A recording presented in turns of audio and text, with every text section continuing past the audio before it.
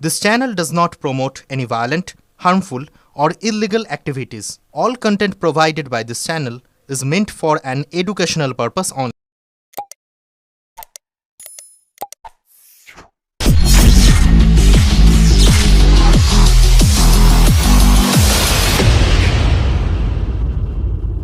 বন্ধ ১০২ অ্যাম্বুলেন্স, উত্তেজনা চুঁচুড়া ইমামবাড়া হাসপাতালে। কয়েক দফা দাবি নিয়ে ঠিকাদার সংস্থার বিরুদ্ধে সরব হয়েছে অ্যাম্বুলেন্স চালকরা।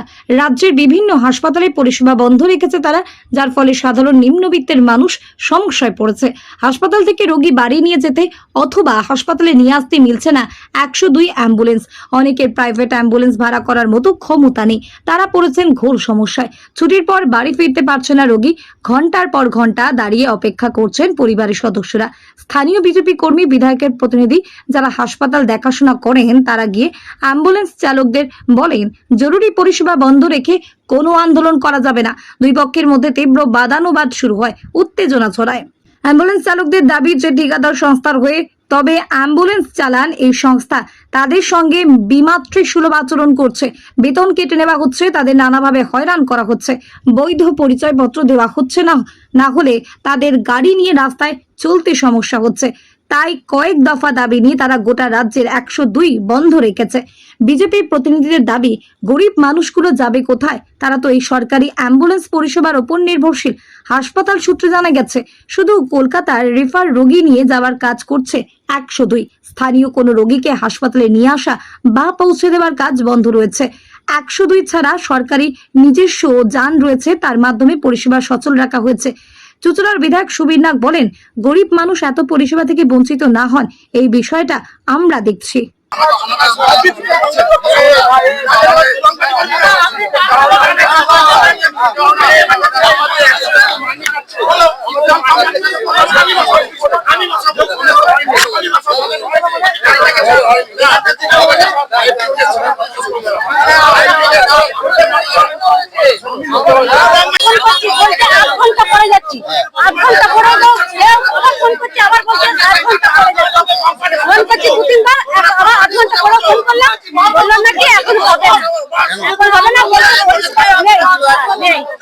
বন্ধ আছে।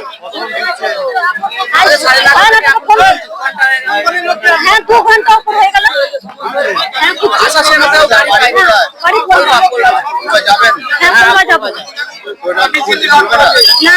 বন্ধ হয়ে গেছে। পরিষেবা দিতে পারলাম না, মেয়ে আছে। আমার পেশেন্টের নাম হচ্ছে কুইলি সরেন আর ওনার হাজবেন্ডের নাম হচ্ছে অনন্ত সরেন। আমরা প্রথমে পলবা থেকেও আমাদের রেফার করেছিল, তখনও আমি ১০২ ফোন করেছিলাম, তখনও আমি এই পরিষেবাটা পাইনি। এখনো আমি যে বাড়ি ফিরবো, এখনো এই ১০২ ফোন করলাম, প্রথমে ৯:৩০টার সময় ফোন করলাম, তখন বললো আধ ঘন্টার পরে দেখছি।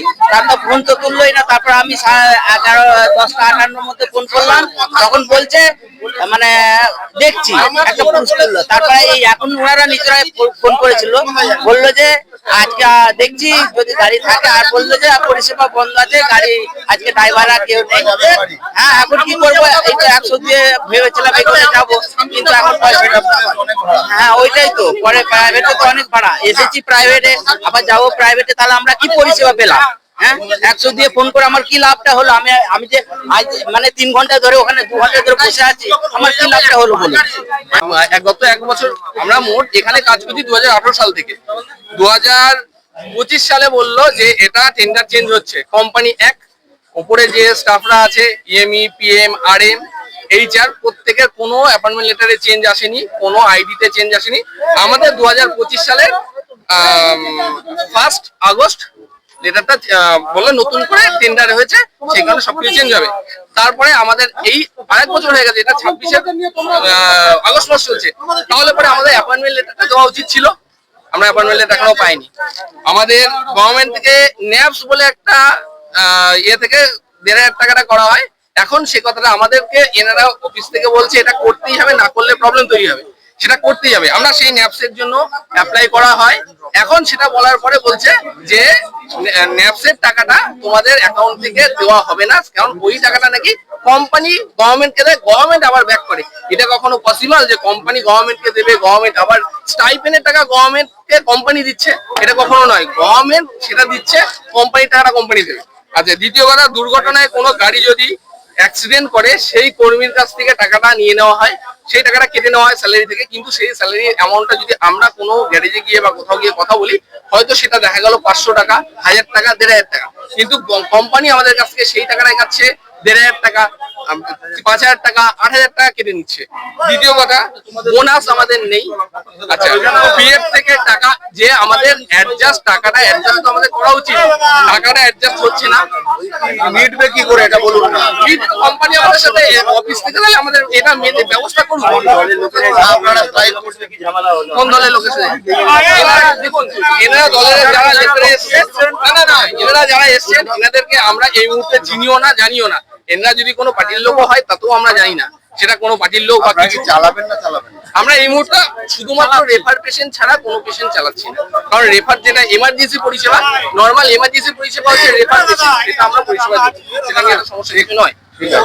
আমাদের কোম্পানিতে মোটামুটি সার্ভিস জয়েনিং করলাম 1 বছর 13 দিন। 1 বছর 13 দিন জয়েনিং করার পরেও আমাদের আজকে আমাদেরকে জয়েনিং লেটার দেওয়া হয়নি, এবং ন্যাপ সংক্রান্ত বিষয় কেন্দ্র সরকারের যেটা, সেটা দিয়ে আমাদেরকে টাকা কেটে নিচ্ছে। যেখানে আমাদের ভর্তি করেছে 1 বছরের কোর্স করানোর জন্য, সেখান থেকে আমাদের স্যালারি থেকে ডিডাকশন করছে, এবং আমাদের ডিউটি করানোর পরেও টাকা কেটে নিচ্ছে। এবং গাড়ি যদি পাইলট আমাদের যারা ড্রাইভার আছে তারা যেগুলো গাড়ি চলে এই হসপিটালে 5টা গাড়ি চলে, আর অল ওভার ওয়েস্ট বেঙ্গলে আমাদের 1000 গাড়ি বন্ধ। আপাতত দার্জিলিং, কুচবিহার এই জায়গায় বন্ধ আছে, শিলিগুড়ি, জলপাইগুড়ি সব বন্ধ আছে। এবং আমাদের যে ড্রাইভাররা যারা পেশেন্ট সার্ভিস দিকে কোনো জায়গাতে ঠুকে দিল, বলবশত কিছু হয়ে গেল, আমাদের স্যালারি সিস্টেম, আমাদের এটা জিবিকেএমআর টেন্ডার নিয়েছে, স্বাস্থ্য বিভাগের কাছে টেন্ডারে চলছে। 5 বছর স্যালারি ঠিকঠাক দিচ্ছে, এখন কেটে নিচ্ছে বিভিন্ন অনেক 3000, 2000, 8000, 800, 700 বিভিন্ন সমাধান আমরা চাইছি যে আমাদের যোগ্য, যে আমাদের চাইছি, এবং যোগ্য আমাদের সম্মান, তাদের জায়গায় এসে আমরা সম্মানের সাথে কাজ করতে পারছি না, ব্যবহার খারাপ হচ্ছে, প্রেশার ক্রিয়েট করে, সেগুলো আমাদের প্রেশার এদের একটা সমস্যা আছে আমি জানি, আর এদের কোম্পানির সাথে সমস্যা আছে সেটাও জানি, কিন্তু সেটা নিজেদের মধ্যে মিটে বসে মেটাও। এখানে তো এমার্জেন্সি সার্ভিস বন্ধ করতে পারে না। এমার্জেন্সি সার্ভিস আমার কত, এমার্জেন্সি সার্ভিসটা কেন বন্ধ করবে? তোমাদের আছে, তোমরা সেটা কোম্পানির লোক এসছে তাদের সাথে মেটাও বসে। এদের অনেক সমস্যা আমি জানি, এরা অ্যাপয়েন্টমেন্ট লেটার পায়নি, এরা আরো অনেক কিছু পায়নি, কিন্তু সেটাও আমি কোম্পানির লোককে বলছি তোমরা এদের সাথে বসে মেটাও। পরিষেবাটা চালুর জন্য কথা বলছি আমি পরিষেবাটা এমার্জেন্সি হিসেবে, এটা তো আমাদের সরকারের বদনাম। 102 গাড়ি এখানে যাচ্ছে না, আমি বলছি তো এদের দিয়ে বসো, আমাদের জানাও, আমাদের লেটার লেখো, আমরা যা বুঝবো। আমাদের দাদা আছে তো চুচুড়োর বুকে, এখনো আমাদের দাদা আছে তো চুচুড়োর বুকে, তারা সে মেটাবে সমস্যা। কিন্তু তোমরা তাই বলে এমার্জেন্সি সার্ভিস তো বন্ধ করতে পারো না। এমার্জেন্সি সার্ভিস বন্ধ, পেশেন্ট গুলো ভুগছে তো, আমার লড়াইটা সেইখানে, ওরা বলছে যতক্ষণ সমস্যা না মিটবে করবো না, কিন্তু এরকম ভাবে এমার্জেন্সি সার্ভিস বন্ধ করতে পারে না। হ্যাঁ, এরা মানে রেফার কেসটা নিয়ে যাচ্ছে, কিন্তু সেটা তো না। এখানে তো আরো বাচ্চা আছে, তাদের ছুটি হচ্ছে, কি বাচ্চা যাচ্ছে বাড়ি যাবে, সেগুলো তো, এটা তো সরকারের একটা নিয়ম আছে আমাদের সেন্ট্রালের, যে বাচ্চা হওয়ার পরে সেটা আমরা ফ্রি সার্ভিস দিই। সেখানে তো আমাদের সরকারের বদনাম হচ্ছে। হ্যাঁ, না চালালে তাহলে আমি আবার অ্যাকশন নেবো, এদের বিরুদ্ধে আমি অ্যাকশন নেবো। তখন আমরা দেখছে সেটা আমি আমার এমএলএর সাথে কথা বলে দেখবো।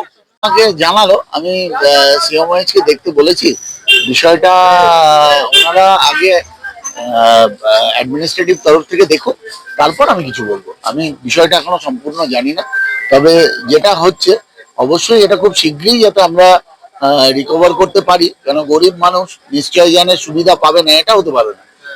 তাদের যাতে এই পরিষেবা আবার চালু হয় এবং সুস্থভাবে চলে, সেটার জন্য আমি সিএমএইচ সাহেবকে বললাম, এবং তিনিও বিষয়টা দায়িত্ব নিয়ে দেখবেন, সেটা তিনি জানিয়েছেন।